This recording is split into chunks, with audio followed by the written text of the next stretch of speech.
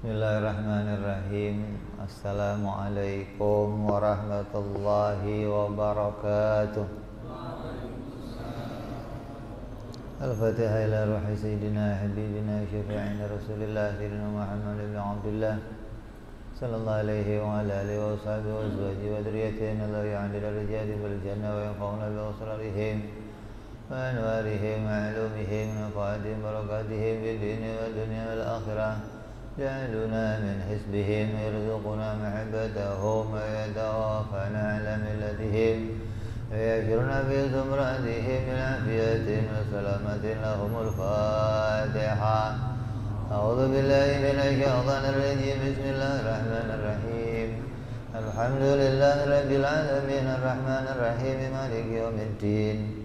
إياك نعبد وإياك نستعين اهدنا الصراط المستقيم صراط الذين أنعمت عليهم غير المغضوب عليهم ولا الضالين آمين. بسم الله الرحمن الرحيم. نويت تعلما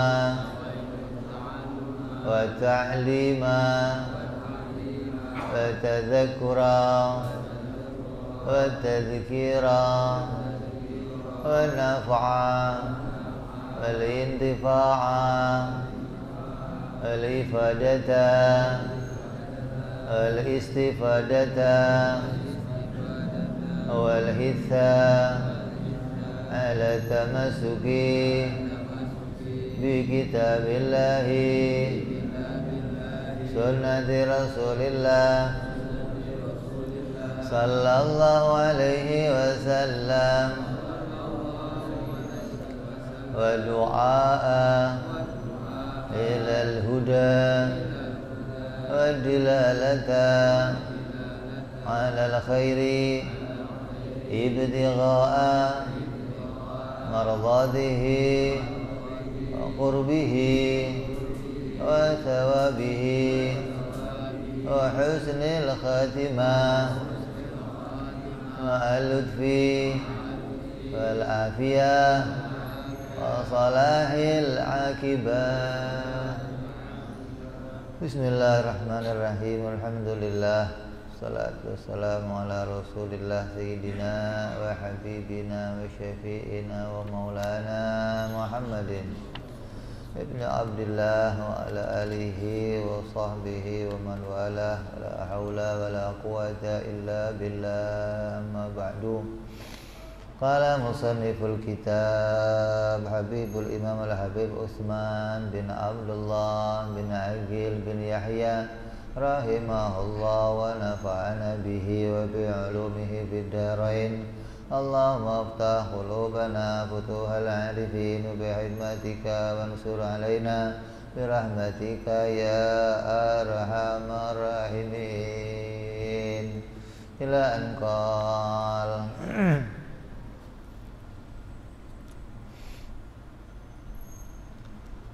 Yang lalu kita sudah menjelaskan berulang-ulang tentang hukum, yaitu hukum akli, hukum adi, dan hukum syar'i. Lalu di kitab ini Habib Utsman melanjutkan dengan menjelaskan masuk ke dalam sifat 20, mulai membahas tentang sifat wajib bagi Allah Subhanahu wa ta'ala, dan yang nanti akan kita gunakan di dalam kitab ini hanya akan membahas satu definisi hukum, yaitu hukum akli, hukum akal. Adapun yang dua, hukum syar'i dan hukum adi, tidak kita bicarakan di dalam pembahasan materi atau ilmu tauhid, karena keduanya tidak berkaitan dengan ini. Yang berkaitan dengan ini hanya hukum akli, yaitu hukum yang berkaitan tentang sifat-sifat Allah dan sifat-sifat para rasul alaihi wassalatu wassalam. Maka mengimani Allah, mengimani sifat Allah, mengimani sifat Allah ada dua jalan. Yang pertama, mengimaninya secara ijmal, secara garis besar. Apa itu? Bahwa Allah adalah zat yang maha sempurna dengan segala sifat kesempurnaan yang tidak terbatas. Wajib tuh kita imani. Siapa sih Allah itu? Allah itu adalah zat yang bersifat dengan sifat sempurna yang tidak terbatas. Begitupun sebaliknya, mustahil Allah itu bersifat dengan sifat kekurangan yang tidak terbatas. Segala macam sifat yang menunjukkan kekurangan, kecacatan, kerendahan, maka itu mustahil menjadi sifatnya Allah Subhanahu wa ta'ala. Itu mengenal Allah yang pertama secara ijmal atau garis besar, bahwa Allah adalah mutasifun bikulli kamalin wa munazzahun an kulli naqsin. Bahwa Allah zat yang sempurna dengan segala sifat kesempurnaan, dan Allah adalah zat yang maha suci dari segala macam kekurangan. Ya, itu wajib diketahui secara ijmal, namanya garis besar. Tapi kalau kamu kok kenal Allah hanya sebatas itu, maka agama belum mengatakan kamu menggugurkan kewajiban. Karena mengenal kepada sifat-sifat Allah itu perintah Allah, perintah agama. Tapi perintahnya bukan secara garis besar. Kalau kamu kenal Allah hanya pokoknya Allah itu zat yang maha sempurna, dah pokoknya, itu belum menggugurkan kewajiban. Tapi mengenal Allah yang diperintahkan adalah mengenal secara terperinci. Wajib mengenal sifat-sifat Allah secara terperinci. Berapa sifat Allah yang bisa kita kenali? Ada 20 sifat. Kalau tadi sifat sempurnanya Allah, kita nggak bisa menghitungnya, tidak terbatas. Tapi sifat yang kita harus menghafalkannya dan mengetahuinya satu persatu disertai dalil-dalilnya, baik itu dalil yang ada dalam Al-Quran, dalil yang ada dalam hadis, maupun dalil yang pakai pikiran yang sehat atau nadhor shahih, maka semua sifat itu jumlahnya ada 20 sifat. Yang mustahil juga ada 20 sifat. Maka yang 20 ini akan kita bicarakan satu persatu. Yang pertama, sifat wujud. Wajib tiap-tiap orang yang akalnya sehat mengimani bahwa Allah Subhanahu wa ta'ala zat yang menciptakan alam ini itu bersifat wajib adanya.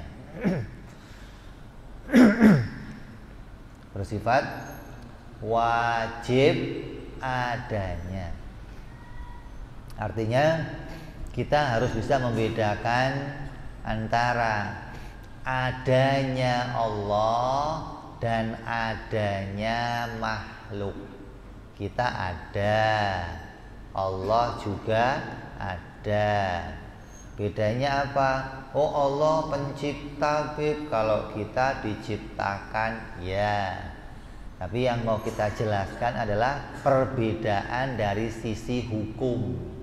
Oh, adanya Allah itu hukumnya wajib. Adanya kita hukumnya jaiz. Karena hukum yang mau kita bicarakan ada berapa? Wajib, mustahil, jaiz. Maka kalau kita ditanya Allah ada enggak? Ada. Apa hukum adanya Allah? Adanya Allah hukumnya wajib. Maksudnya wajib apa? Maksudnya Allah itu adanya wajib. Semua orang yang berakal tidak akan bisa menerima apabila ada yang mengatakan Allah itu boleh saja tiada, gitu loh. Wajib itu sesuatu yang menurut akal yang sehat tidak boleh mengalami ketiadaan. Sesuatu yang tidak akan pernah, tidak akan mungkin mengalami ketiadaan maka disebut wajib, gitu loh. Nah, Allah wujudnya wajib, berarti wujudnya Allah itu wujud yang tidak pernah mengalami ketiadaan. Andai kamu ketemu orang, terus orang itu ngomong Tuhan mah nggak ada, apa pendapat kamu? Mustahil. Akan kamu tolak pasti. Nggak mungkin. Tuhan kok tiada. Karena Tuhan itu bukan sebagaimana kita, yaitu sesuatu yang diciptakan, yang tadinya nggak ada, terus jadi ada, kemudian bisa berubah lagi menjadi tiada lagi. Tuhan nggak begitu. Tuhan adanya tetap. Tuhan itu adanya wajib, yang tidak berawal dan tidak berakhir, hingga adanya Allah disebut wujud yang hakiki. Jadi yang asli, yang aslinya wujud itu hanya Allah. Kita wujud nggak? Wujud, tapi nggak asli, gitu loh. Kok nggak asli? Kenapa? Saya mau nanya, wujud kamu yang asli yang mana? Yang waktu bayi, atau waktu anak-anak, atau waktu remaja, atau waktu dewasa yang masih imut-imut begini, ganteng-ganteng nih, atau yang udah keriput-keriput? Wujud kamu yang asli yang mana? Saya mau nanya. Nggak tahu, Bib. Ya nggak tahu, memang kita ini nggak punya wujud yang asli, gitu loh. Wujud kita itu dikasih sama Allah, dan itu bukan wujud yang asli. Kok bukan asli? Karena wujud itu kapan saja bisa berganti dengan wujud yang lain, menunjukkan bukan wujud yang asli, bukan wujud yang hakiki, gitu loh. Adapun wujud yang hakiki itu hanya wujudnya Allah Subhanahu wa ta'ala, yang nggak pernah berganti dan nggak akan mungkin berganti, dan itu wujud dzati namanya. Andai kita dibukakan hijab, mudah-mudahan kita semua bisa melihat kepada Allah Subhanahu wa ta'ala, dan kamu akan lihat wujud aslinya Allah. Dan itu yang nggak berganti lagi, nggak berawal, nggak berakhir. Wujudnya Allah ya begitu, nggak terus ganti. Oh, Tuhan kalau siang begini, kalau malam begini, kalau sore begini, nggak ada. Subhanallahi bukratan wa asila. Allah itu maha suci dari adanya perubahan sore, perubahan pagi, perubahan siang. Kenapa? Wujudnya Allah wujud yang hakiki. Ya, jadi yang pertama kita tahu Allah itu ada, dan adanya Allah itu ada yang hakiki. Wujudnya Allah wujud yang hakiki. Lah wujud yang lain nggak ada yang hakiki, walaupun wujudnya surga, walaupun wujudnya neraka, walaupun wujudnya malaikat, nggak ada yang hakiki. Kenapa? Karena wujud selain Allah boleh mengalami ketiadaan. Hanya wujudnya Allah yang tidak akan mengalami ketiadaan, maka disebut wujud yang wajib atau wujud dzati. Apa dalilnya kalau Allah itu ada? Dalilnya kalau Allah itu ada adalah disebutkan dalam Al-Quran. Habib Usman ini akan mencantumkan dua dalil. Dalil menurut syariat Quran hadis maupun dalil menurut akal pikiran yang sehat. Menurut syariat beliau mengatakan dalil adanya Allah adalah Allahul ladzi khalaqas samawati wal arda wa ma bainahuma. Allah lah yang menjadikan langit dan bumi dan segala yang ada di antara keduanya. Itu wujudnya Allah tuh. Wujud yang kita buktikan dengan adanya ciptaannya. Mana itu?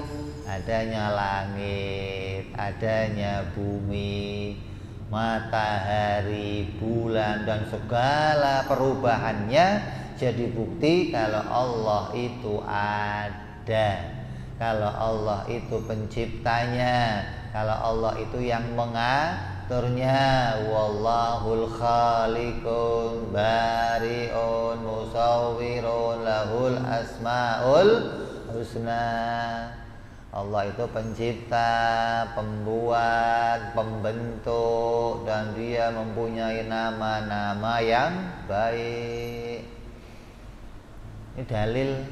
Maka wujudnya Allah nggak akan mengalami perubahan, karena wujudnya Allah wujud yang tidak diciptakan. Adapun wujudnya yang lain berubah. Surga wujudnya berubah nggak? Surga itu bisa berubah nggak? Kan surga ini bib langgeng bib selama-lamanya, jadi nggak berubah lagi surga itu bib. Kalau surga nggak berubah ya namanya surga itu Tuhan. Kalau begitu yang nggak berubah hanya wujudnya Tuhan, wujudnya Allah. Surga berubah. Mana buktinya surga berubah? Kalau kamu lihat apel surga, kamu makan ya hancur apelnya. Kalau kamu lihat anggur surga, kamu ambil, kamu makan, hancur anggurnya. Oh, kalau anggur surga nggak bisa hancur, Bib. Ya nggak bisa dimakan kalau begitu, nggak bisa hancur. Jadi walaupun di surga juga wujudnya nggak asli gitu loh. Buah-buahannya kayak bidadarinya, kayak malaikatnya nggak asli, nggak yang asli. Yang wujudnya asli itu hanya wujudnya Allah Subhanahu wa ta'ala, namanya wujud hakiki gitu. Nyambung apa nyambung? Jadi yang pertama wajib kita imani nih, Allah itu zat yang wujudnya zat yang bersifatan ada. Jadi Allah itu bukan abstrak, bukan. Jangan diomong Allah itu mah nggak jelas, Beb. Nggak bisa diketahui keadaan. Kata siapa? Kamu nggak tahu caranya saja hingga nggak bisa mengenali Allah. Kalau kamu tahu caranya, kamu akan bisa mengenali kepada Allah Subhanahu wa ta'ala. Jadi dari sisi hukum kita bisa bedain adanya Allah hukumnya apa? Wajib. Adanya kita jaiz. Apa itu jaiz?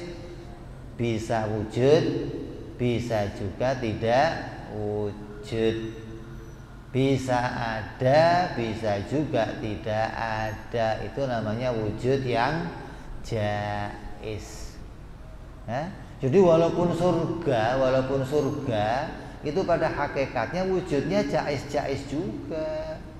Yang wujudnya wajib hanya wujudnya Allah Subhanahu wa ta'ala. Itu dari sisi hukum.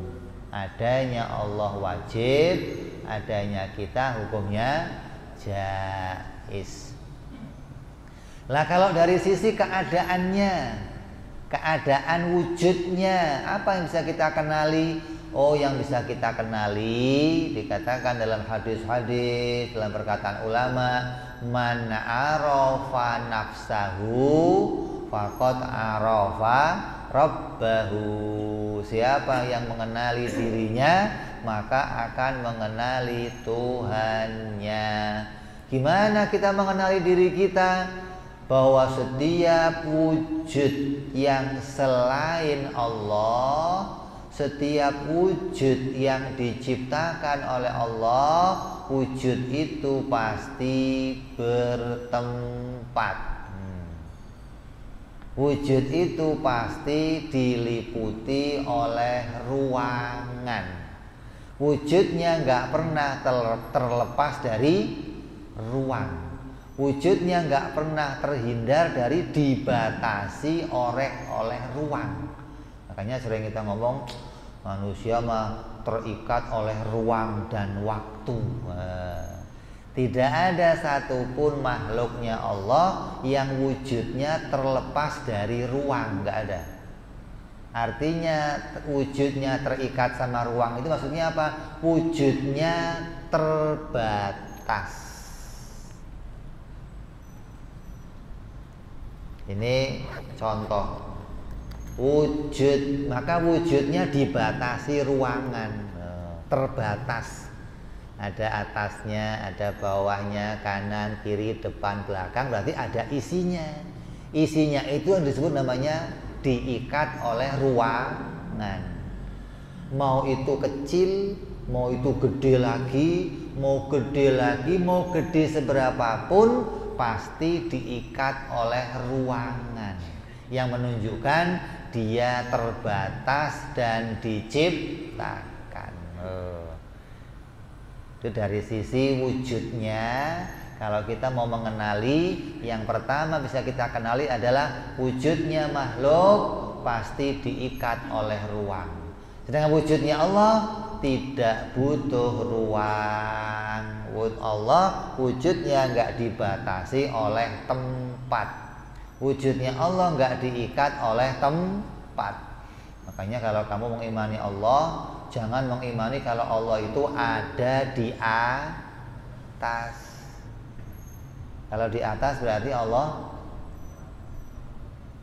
diliputi oleh ruang. Karena atas itu ruangan, bawah ruangan, kanan ruangan, kiri ruangan, depan belakang juga ruangan. Apabila Allah itu ada di atas, berarti Allah dibatasi oleh suatu ruang. Makanya hati-hati nih, kita kumpul sama orang-orang terserah yang di atas. Ada begitu ada? Yang di atas siapa? Tapi kita kan kalau doa tangannya ke atas, Bib. Hubungannya apa? Doa tangan ke atas bukan berarti Tuhannya ada di atas. Doa tangan ke atas karena memang yang namanya doa itu kiblatnya ke arah langit. Minta itu kiblatnya ke arah langit. Adapun sholat kiblatnya ke arah Ka'bah. Itu beda nih. Ada kiblat ke arah langit, ada kiblat ke arah Ka'bah. Kalau kamu sholat, sujud, rukuk, Ka'bah. Jadi kalau kamu sholat doa ke arah langit. Ya, itu kalau kamu ngaji maka kamu akan bisa mengenali itu. Allahul ladzi khalaqas samawati wal ardi wa ma bainahuma. Allah itu yang menciptakan langit, menciptakan bumi, dan menciptakan seluruh isinya. Maka Allah itu pasti wujudnya ya tidak diciptakan seperti langit atau seperti bumi. Kalau langit diciptakan, bumi diciptakan, berarti bumi itu tadinya nggak ada, terus jadi ada. Maka wujudnya Allah gimana? Ya nggak begitu. Makanya kalau ada yang ngomong Tuhan gak ada. Akal yang sehat pasti nolak, gak mungkin. Artinya akal yang sehat gak bisa membayangkan kalau di jagat ini gak ada Tuhan. Gimana? Kalau Tuhan gak ada, terus ini alam ini caranya wujud bagaimana? Kalau kita kan gampang, Tuhan itu ada. Lah alam ini wujudnya gimana? Alam ini nggak ada, terus diwujudkan jadi ada oleh Allah. Selesai. Nah kalau Tuhan nggak ada mamanya, terus alam ini wujud, kita akan nanya, lah caranya alam wujud gimana kalau nggak ada Tuhan? Maka sampai sekarang orang-orang filsafat, orang-orang ateis, orang-orang yang mengatakan Tuhan nggak ada, kesulitan untuk menemukan caranya alam ini muncul gimana kalau nggak diciptakan. Makanya masing-masing ngarang tuh, ada yang dari air, ada yang tahu-tahu dari titik kecil terus berubah jadi nyamuk berubah jadi tekek ya, tekek berubah jadi monyet berubah jadi manusia. Ini dikarang dia. Kenapa? Karena dia nggak mengakui kalau Tuhan ada, hingga bagaimana caranya alam tercipta dan terbentuk seperti ini. Kalau kita kan nggak, wallahul khaliq wal bari wal musawwir. Allah yang membentuk semua ini, yang mencetaknya, yang meletakkannya, yang membuatnya hingga rapih ditata oleh Allah Subhanahu wa ta'ala. Malah teori yang terakhir mengatakan apa? Alam ini hasil dari Big Bang. Kamu tahu Big Bang? Big Bang itu ledakan besar. Dalam kurun waktu miliaran tahun, sesuatu itu terbentuk menjadi titik. Titik itu kemudian membesar miliaran tahun sampai padat. Setelah padat, pecah, meledak. Setelah meledak, terbentuklah matahari, bulan, planet, bintang, terbentuk hasil dari ledakan. Jadilah bumi. Bumi itu ada gunungnya, ada sungainya, ada pohon-pohonnya, hasil dari ledakan. Itu kira-kira yang ngomong begitu ngelindur apa ngelindur kira-kira itu? Ngelindur apa ngelindur kira-kira? Kalau ledakan bisa membentuk alam yang tertata seperti ini, coba sekali-kali rumah kamu ledakin. Barangkali jadi kontrakan kan lumayan nantinya. Barangkali jadi villa. Tadinya rumahnya nggak jelas, begitu ledakan terus jadi villa tertata, ada tamannya. Mungkin begitu. Gimana pikirannya sih? Bumi meledak, sesuatu meledak kok terbentuk jadi perkara yang tertata? Bagaimana mungkin? Meledak itu judulnya itu meledak. Ada meledak kok tertata, bagaimana? Terus meledaknya cuma sekali lagi, nggak meledak lagi. Kalau dia bisa meledak sendiri, mestinya akan membentuk lagi, meledak lagi, membentuk lagi, meledak lagi. Kenapa? Terjadi dengan meledak kok cuma sekali. Itu bom panci kali atau bom Jadi kalau kamu ada yang mengatakan Tuhan itu enggak ada, pertanyaannya gampang. Kalau Tuhan enggak ada, gimana proses alam ini tercipta? Gitu aja tanyanya. Karena kita meyakini alam ini ada dengan dalil adanya langit bumi. Kita meyakini Tuhan itu ada dengan dalil langit bumi diciptakan. Kalau langit bumi ini ada tapi nggak ada penciptanya, proses jadinya gimana? Gitu dong. Terus di Quran berapa kali Allah mengingatkan, kalau kamu tidak mengakui Allah sebagai Tuhan, kamu nggak ngakui Allah sebagai Tuhan, maka kamu harus punya bukti ada Tuhan selain Allah yang menciptakan langit dan bumi. Buktikan sekarang. Carikan Tuhan yang kamu akui selain Allah, dan dia punya bukti telah membuat langit atau bumi. Coba tunjukkan satu aja. Mau itu Lata, Uzza, Bahan, Manat, Hubal, mau Brahma, mau Siwa, mau Zeus, mau Ganesha, mau, coba tunjukkan satu.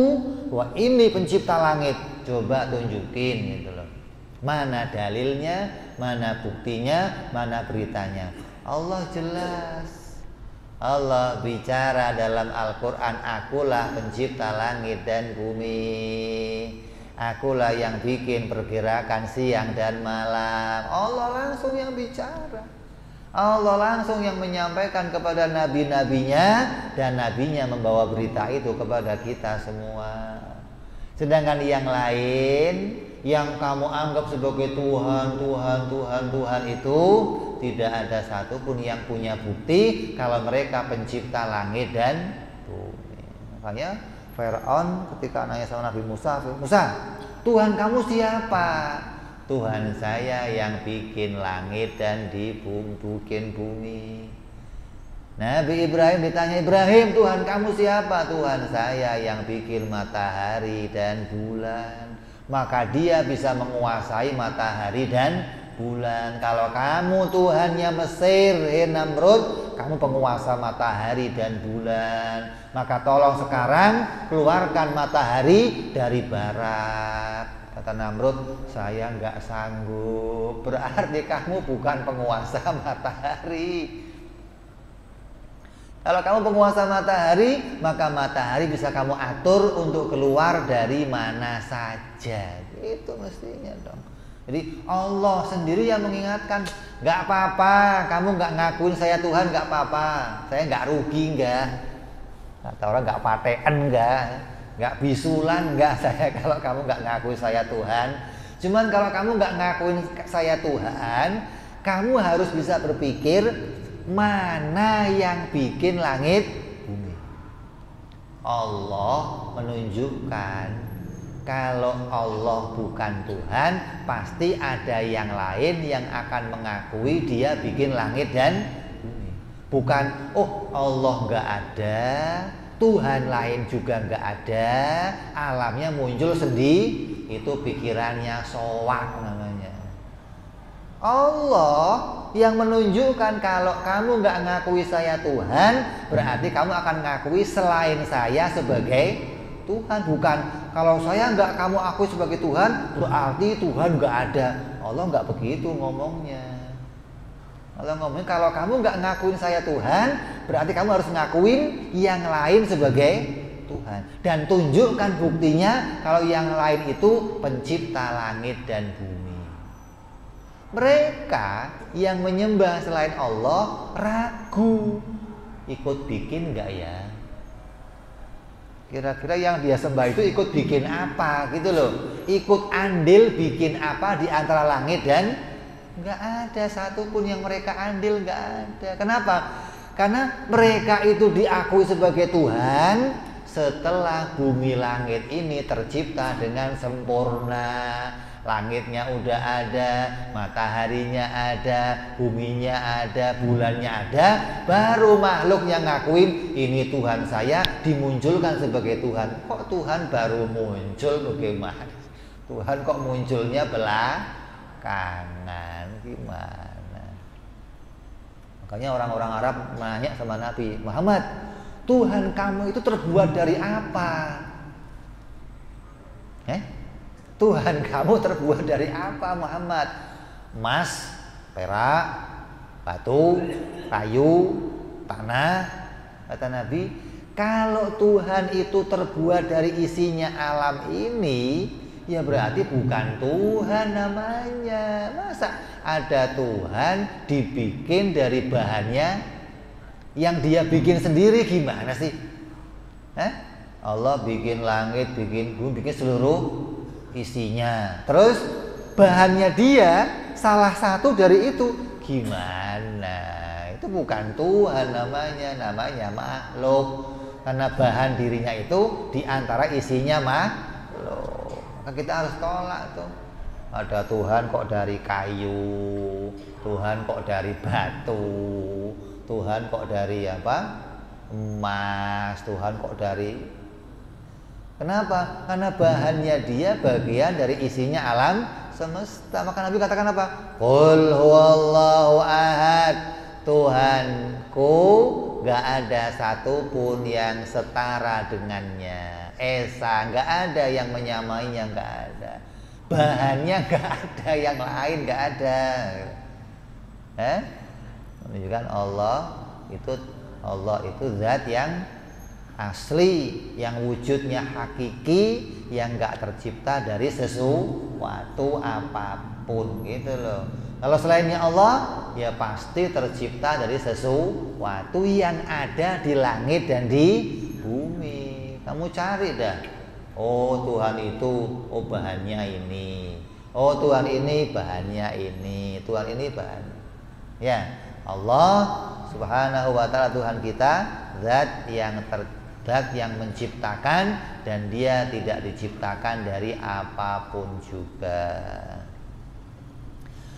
Terus apa dalilnya menurut akal? Menurut akal, kata Habib Utsman, dalilnya adapun yang menunjukkan wajibnya Allah itu bersifat wujud adalah kita menemukan alam ini baru.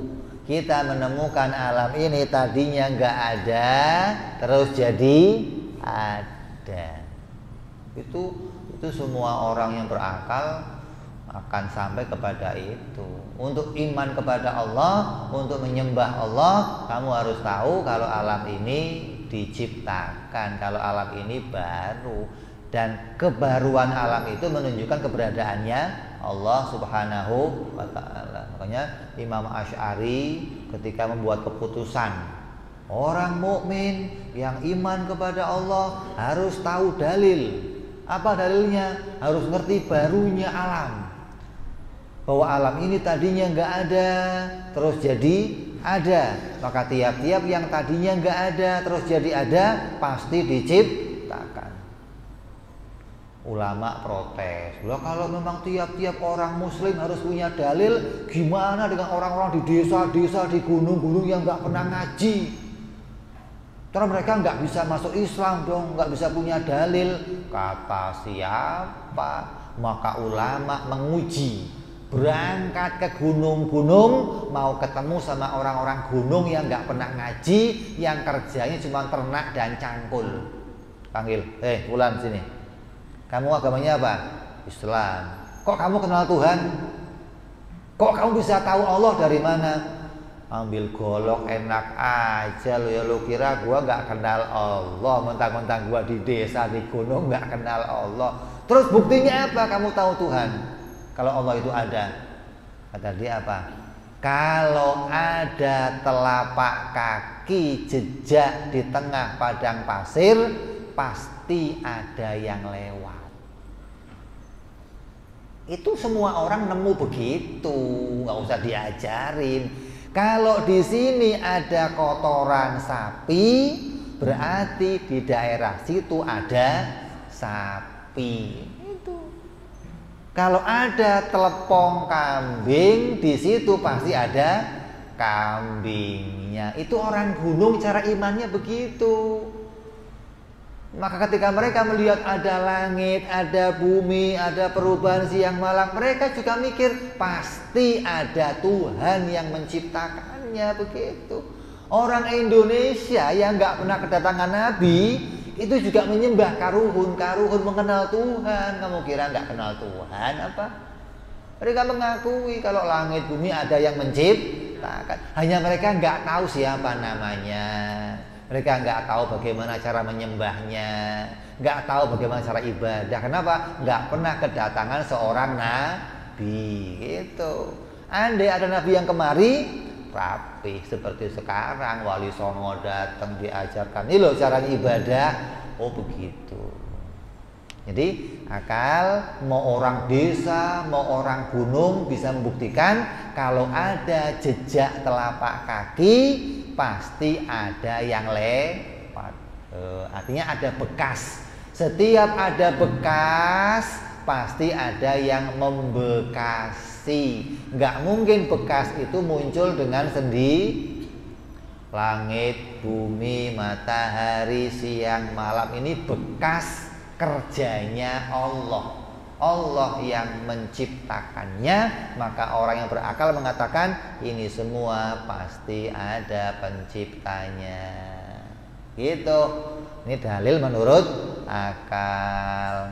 Yang dimaksud dengan barang baru adalah yang tadinya tiada kemudian jadi ada. Maka barang yang demikian tidak mungkin muncul dengan sendirinya. Telapak kaki nggak mungkin nongol sendiri. Kotoran sapi nggak mungkin muncul sendiri. Pasti ada yang memunculkan. Terus kata Habib Utsman, maka yang sepantasnya dilakukan oleh orang yang beriman, yang meyakini bahwa Allah itu pencipta seluruh alam semesta, adalah selalu mengingat Allah ketika melihat setiap ciptaannya. Maka langit bumi namanya apa? Alam. Kamu sebut tiap hari alhamdulillahirabbil alamin. Apa alam itu? Asal kata dari alamat. Maka maksudnya ini semua kartu namanya Allah. Kamu kalau dikasih kartu nama, pegang kartu nama, ingat, oh si Anu, ini menunjukkan kepada alamatnya si Anu. Dengan kartu nama itu namanya alamat. Alam ini alamatnya Allah. Tiap kamu lihat apa saja menunjukkan kepada keberadaannya Allah. Gitu. Lihat langit, lihat bumi, lihat siang, lihat malam. Jangan yang gede-gede. Lihat rambut putih kamu tahu-tahu muncul. Kamu lihat tadinya hidung kamu nggak ada upilnya, tahu-tahu ada. Kira-kira muncul sendiri upilnya. Dari yang paling gede sampai yang paling kecil, kalau kamu lihat barang baru, maka barang baru itu dimunculkan oleh Allah Subhanahu wa taala. Ini tugas kita, mengingat Allah, melihat alam. Hingga apa? Alam ini diciptakan Allah ada gunanya untuk kita. Kalau enggak gimana? Ya sia-sia berarti. Allah bikin peredaran, wa ayatul lahumul ardul maitatu ahyainaha wa akhrajna min habban fa minhu ya'kulun wa ayatul lahumul ardul. Terus Allah katakan wa ayatun. Itu tanda Allah ciptakan ini enggak sia-sia. Allah ciptakan ini untuk menunjukkan ke kamu, nih loh aku penciptanya. Nih loh, aku yang bikin. Nih loh, aku yang ngurus. Ingat aku ya. Itu kayak begitu maunya Allah. Itu perintahnya Allah Subhanahu wa taala. Nah, kalau alam ini tercipta, beredar, terus kita melihat tapi nggak ingat Allah, ini yang menjadikan semua ini jadi sia-sia buat kita. Nggak ada gunanya buat kita. Kayak contohnya apa? Orang-orang luar negeri melihat fenomena alam, gempa bumi, gerhana matahari, kejadian, bagi dia diselidiki.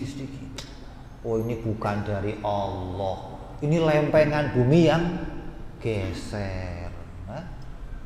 Oh matahari, gerhana, oh gara-gara ini. Hingga penelitian mereka tidak mengarah menunjukkan Tuhan itu ada.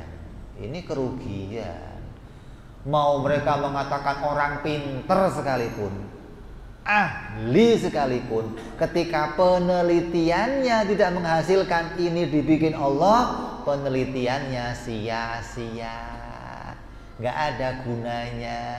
Karena Allah menunjukkan ini semua sebagai alamat agar kamu menemukan Allah lah pencipta langit dan bumi. Kalau kamu nggak bisa mengarah ke situ, berarti yang kamu pikirkan, yang kamu kerjakan jadi hal yang sia-sia, nggak ada gunanya. Jadi tugasnya orang yang sudah mengakui Allah itu ada apa tugasnya? Yang pertama, ketika melihat dalil wujudnya alam, kita segera ingat kepada Allah sebagai penciptanya. Atau yang kecil-kecil, hatta hingga yang kecil, nafas kita, kedipnya mata kita, geraknya jari-jari kita, itu semua mengingatkan kita kepada Allah Subhanahu wa ta'ala. Karena itu nggak mungkin muncul dengan sendirinya, pasti ada yang memunculkannya. Udah isya dulu. Nyambung apa nyambung? Ini Pusman pesen orang yang mengenal kepada Allah, tahu kepada buktinya adanya Allah, dia akan selalu berusaha mengingat Allah ketika melihat setiap yang diciptakannya. Maka hati-hatilah dengan perkataan orang awam bahwa Allah itu ada di mana-mana. Hati-hati nih. Yang di mana-mana itu ciptaan Allah. Bukan Allahnya, bukan. Allah nggak di mana-mana, enggak. Wong di satu tempat aja nggak mungkin, apalagi di mana-mana. Allah nggak butuh tempat. Allah nggak butuh ruang. Maka perkataan ini harus diartikan bahwa bukti adanya Allah ada di mana-mana, di berbagai tempat. Maksudnya melihat langit dengan segala isinya, ingat Allah. Melihat gunung dengan segala isinya, ingat Allah. Melihat laut dengan segala isinya, ingat Allah. Melihat tingkah lakunya manusia juga mengingatkan kepada Allah. Maka begitulah seharusnya, bukan diartikan bahwa wujudnya Allah ada di berbagai tempat. Jadi kita nggak boleh mengimani demikian, nggak boleh. Harus imannya iman yang sahih, iman yang benar berdasarkan petunjuk, berdasarkan dalil. Kita mengimani bahwa Allah Subhanahu wa ta'ala zat yang wajibul wujud, wajib adanya. Dengan dalil syar'inya adalah Al-Quran, dalil akalnya adalah wujudnya alam semesta. Ini kan dalil yang sangat mudah. Siapa orang yang nggak ngerti ini? Jadi kalau orang ngomong ngaji tauhid susah, bib, mikir, pusing. Sudah diuji ke gunung-gunung. Orang yang nggak pernah belajar punya pikiran sama dengan yang ditulis di kitab ini. Tandanya ini standar berpikirnya manusia yang paling rendah. Kamu nggak diajarkan di sini cara mikir yang rumit-rumit, enggak. Diajarkan cara mikir yang paling mudah agar semuanya bisa sampai kepada mengimani Allah Subhanahu wa ta'ala dengan keimanan yang benar dan kokoh. Mudah-mudahan kita semua dengan dalil ini, dengan pelajaran ini, Allah tancapkan iman di hati kita. Allah jadikan pikiran kita pikiran yang sehat, nazar kita nazar yang sahih, dan iman kita iman yang kuat karena disertai dalil yang Allah siapkan, dalil yang Allah tunjukkan. InsyaAllah dengan iman ini kita bawa ini semua sampai kepada hari kematian kita. Amin ya rabbal alamin. Masuk waktunya isya, kita dengar adzan isya sebentar. Fadhal.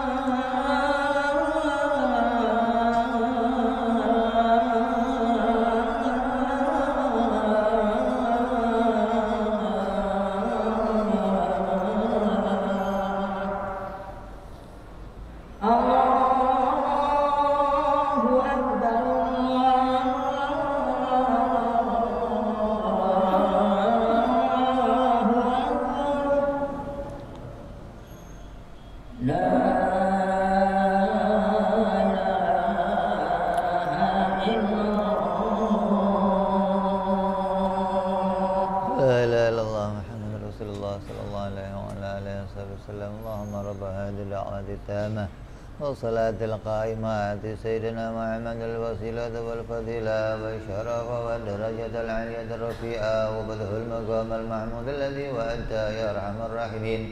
رب اغفر لي ولوالدي يا رب اغفر لي ولوالدي يا رب اغفر لي ولوالدي يا الله. رب اغفر لي ولوالدي يا رب اغفر لي ولوالدي وارحمهما كما ربيانا صغيرا. اللهم بارك لنا وفي أولادنا واحفظهم ولا تضرهم وارزقنا برهم ووفقهم لطاعتك. اللهم بارك لنا ولهم في الحال والمآل والعيال في جاه كبير المتعال. صلى الله على سيدنا محمد وعلى آله وصحبه وسلم والحمد لله رب العالمين. Sambil nunggu yang sunnah, coba barangkali ada pertanyaan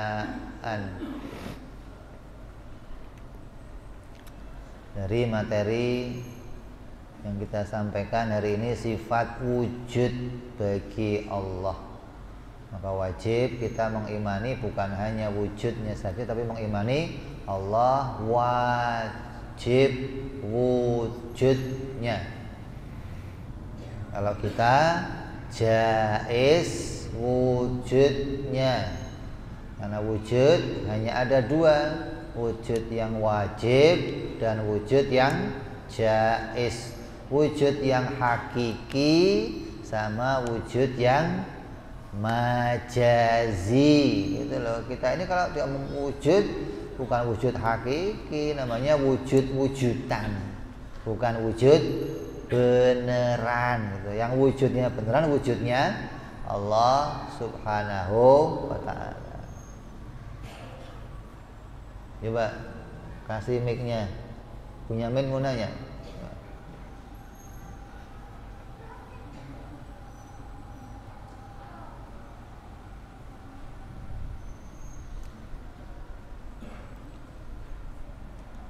Belum? Coba taruh depan sini.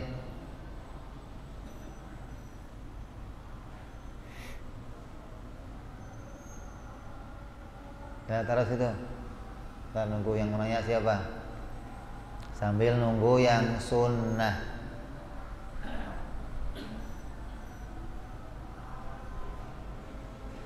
Pesannya begitu dari panitia, kalau habis azan kasih waktu untuk ada pertanyaan agar apa yang kita kaji semua bisa memahaminya. Maka yang belum memahami kita kasih kesempatan untuk bertanya.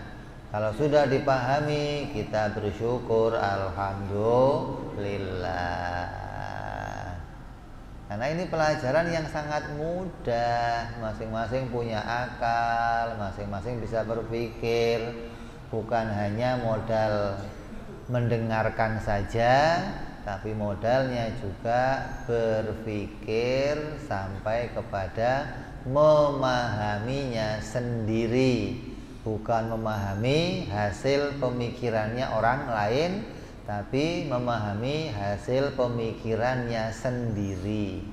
Maka musannif Habib Utsman menuntun kita gimana caranya punya dalil.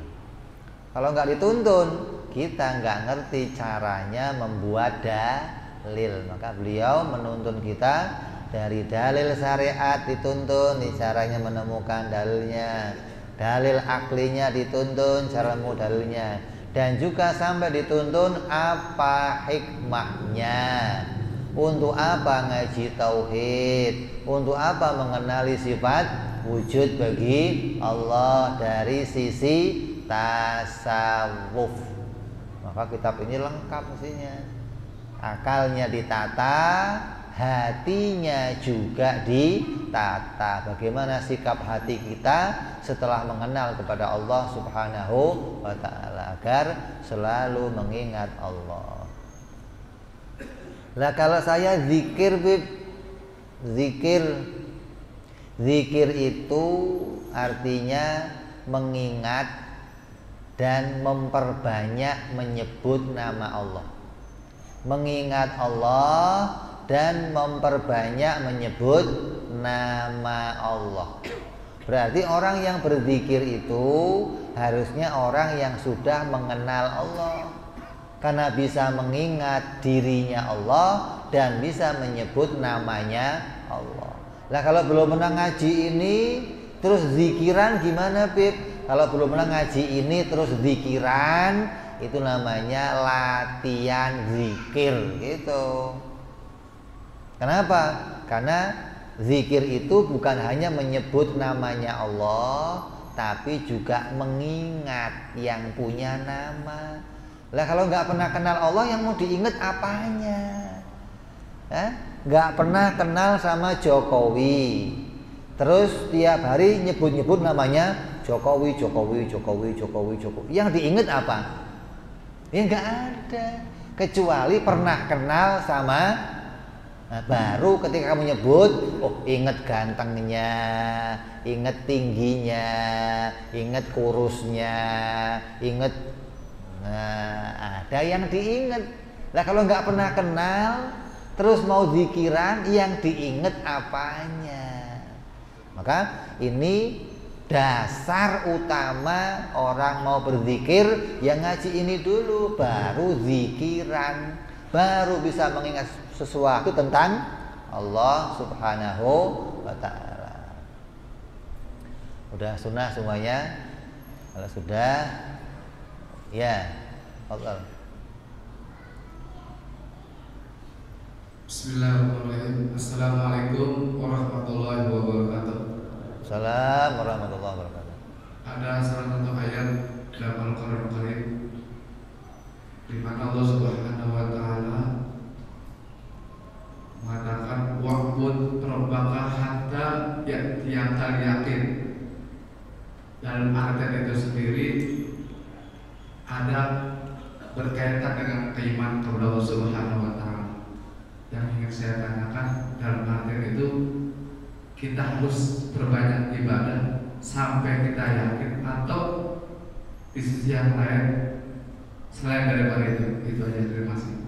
Assalamualaikum warahmatullahi wabarakatuh. Assalamualaikum warahmatullahi Wa'bud rabbaka hatta ya'tiyakal yakin, dan beribadahlah kepada Tuhanmu dan sembahlah Tuhanmu sampai mati, itu maksudnya.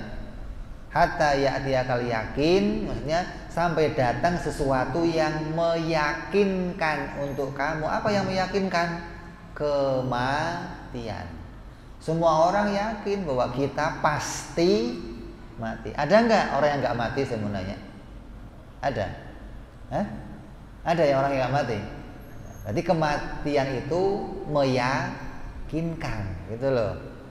Kematian itu kepastian yang akan datang untuk setiap manusia. Maka Allah mengatakan, ibadahlah kamu kepada Allah sampai datang kematian kamu.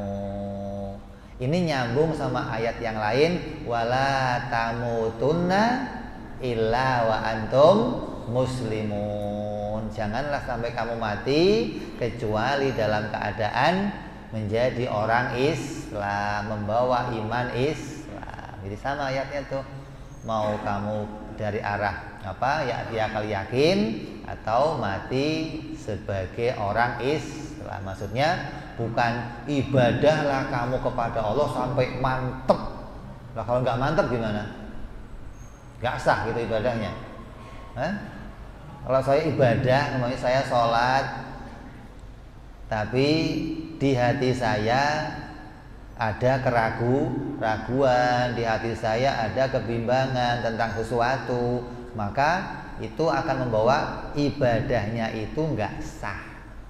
Ibadahnya itu nggak diterima sama Allah. Kenapa? Karena ibadah yang diterima oleh Allah adalah ibadah yang pakai ilmu. Kalau ibadah nggak pakai ilmu, maka ibadahnya ditolak oleh Allah. Jangan asal ibadah, oh yang penting itu ada imamnya, kita ikut imam saja. Nggak begitu, harus punya sholat ya pakai ilmu, puasa pakai ilmu, haji pakai ilmu. Begitupun mengenal kepada Allah, iman kepada Allah juga pakai ilmu pengetahuan. Nyambung ya? Jadi hatta ya'tiyakal yakin, ibadahlah kamu kepada Allah sampai mati. Jangan sampai kamu tinggalkan ini atau pindah kepada yang lainnya. Udah selesai semua sunnah, kita tutup, kita teruskan perjumpaan yang akan datang. Insya Allah kita akan bahas sifat-sifat Allah yang berikutnya. Wallahu a'lam bishawab. Wa ila hadratin Nabi. Al-Fatihah. A'udzu billahi minasyaitonir rajim. Bismillahirrahmanirrahim. Alhamdulillahirabbil alamin arrahmanir rahim maliki yaumiddin. Iyyaka na'budu wa iyyaka nasta'in. Ihdinas siratal mustaqim.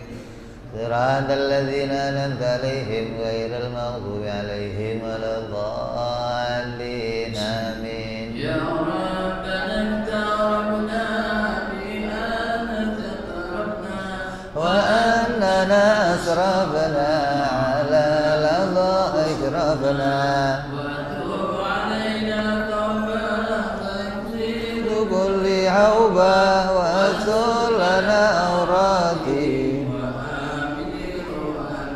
waghfir li walidina rabbi wa mauludina wal ahli wal ikhwani wa zairil illani wa qulil mahabba au jiratin au suhbah wal muslimina wal ina rabbi isma fadlan majudan manna bi tisamin minna bil mustafa rasulina Allah bi kulli suli Shalla wa sallam rabbi alayhi hadal habbi wa alihi wa sahbihi dalatasi suhbi walhamdulillahi fil barri wal bahri walhamdulillahi fil barri wal bahri subhana rabbika rabbil izzati amma yasifun salamun alal mursalin walhamdulillahi rabbil alamin. Assalamualaikum warahmatullahi wabarakatuh.